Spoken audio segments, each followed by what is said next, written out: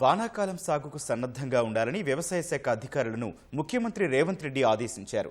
రాష్ట్ర వ్యాప్తంగా సాగు విస్తీర్ణానికి సరిపడినన్ని విత్తనాలు, ఎరువులు అందుబాటులో ఉండేలా చూడాలని దిశానిర్దేశం చేసిన సీఎం నకిలీ విత్తనాలు, రైతులను మోసం చేసే కంపెనీలు, వ్యాపారులపై కఠిన చర్యలు తీసుకోవాలని స్పష్టం చేశారు.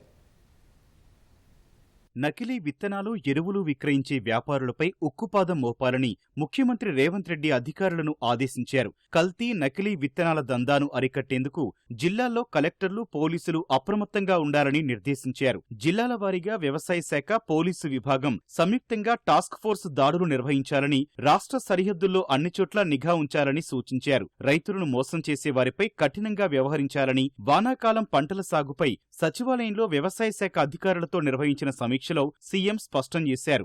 ఎవరెవరు కల్తీ విత్తనాలు విక్రయిస్తున్నారు, ఎక్కడ నిల్వలున్నాయి, ఎక్కడి నుంచి రవాణా అవుతున్నాయనే వివరాలపై అధికారులకు సమాచారం ఉందని, ఎవరిని ఉపేక్షించకుండా చట్టప్రకారం చర్యలు తీసుకోవాలని దిశానిర్దేశం చేశారు. నకిలీ దందా చేసే వ్యాపారులపై పీడీ యాక్ట్ కేసులు పెట్టాలని ఆదేశించారు. విత్తనాలు, ఎరువులకి సంబంధించి రైతులకి ఇబ్బంది లేకుండా ఉండేలా జిల్లాల కలెక్టర్లు, ఎస్పీలు, పోలీసు కమిషనర్లతో మాట్లాడాలని ప్రభుత్వ ప్రధాన కార్యదర్శి రామకృష్ణారావును ముఖ్యమంత్రి రేవంత్ రెడ్డి ఆదేశించారు.